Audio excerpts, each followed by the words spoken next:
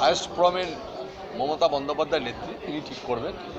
আমরা সব প্রার্থী কিছু ভাবি না, আমরা প্ল্যাটফর্মটা তৈরি করে রাখছি। শুধু প্ল্যাটফর্মে চলে আসবে প্রার্থী, যে প্রার্থী হবে তিনি আসবেন, তিনি বক্তব্য রাখবেন, তিনি তার মতবাদ বলবেন, মানুষ দেখবে, ভোটটা দেবে। আমরা ভোটটা করাবো, বাড়ি থেকে লোকগুলোকে ডেকে নিয়ে এসে ভোটটা করাবো। আমাদের দায়িত্ব হলো ভোটটা করানো, কনভিন্স করানো, কানে কানে বলা যে মমতা ব্যানার্জি উন্নয়নটা করেছে, ডেভেলপমেন্টটা করেছে, আর কানে কানে বলা। দেশের মধ্যে সবচেয়ে বড় জেলা, যে জেলাতে এসে প্রধানমন্ত্রী সভা করে গেছেন, প্রভাব তো পড়লো না, দেখলাম। আমরা তো একটা পাল্টা সভা করলাম, তো প্রভাব তো পড়লো না। এত মায়াকান্না কেঁদেছেন না বড় মাকে নিয়ে। বড় মা হসপিটালে মৃত্যুর সাথে পাঞ্জা লড়ছে।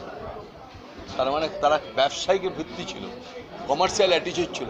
একদম বড় মাকে দেখতে যেতে পারলেন না একদিন, যে তিনি কেমন আছেন? কেউ তার বড় মাকে আগলে রাখেনি, দরজা বন্ধ করে রাখিনি, আসে যেতে পারতেন না। কলকাতা আমরা দেখি, সবাই দেখে আসছেন বড় মা। কমার্শিয়ালি বড় মাকে ব্যবহার করা, বড় মাকে কী করে ব্যবহার করা যায়, এই জিনিসের অ্যাটিচিউড মানুষ বুঝে গেছে। সব ধান্দাবাজি মানুষ বুঝেই যাবে, আর যা হচ্ছে তাও বুঝেই যাবে। ধান্দাবাজি কিচ্ছু পেবে না, প্রধানমন্ত্রীর আগমন কিচ্ছু প্রভাব পড়ে না আমাদের। ভুলে যায়, মা মরে গেলে এক জীবনের ছেলেই ভুলে যায়। সামনের ভোটটা নাকি দিদির পুলিশ নয়, দাদার পুলিশ আসবে। যার আশা আসুন, আমাদের মানুষ ভোট দেবে এই জেলায় যা ভোটার দেখবেন।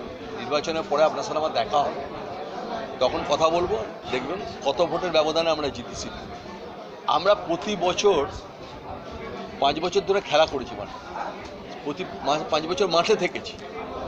আমরা সেই লোক নয় 4 বছর বাদে মাঠে নেমেছি, তা নয়। 5 বছর ধরে খেলেছি আমরা, কারণ আমরা প্র্যাকটিস করে আমরা পাকাদস্ত হয়ে গেছি। বাপায়ের বল ডান পায়ের বল বাপাল আমরা দিতে পারি। আর যে এখন নিয়ে আসছে, সে দেখবেন নিজেই নিজের গোলে ঢুকিয়ে দেবে।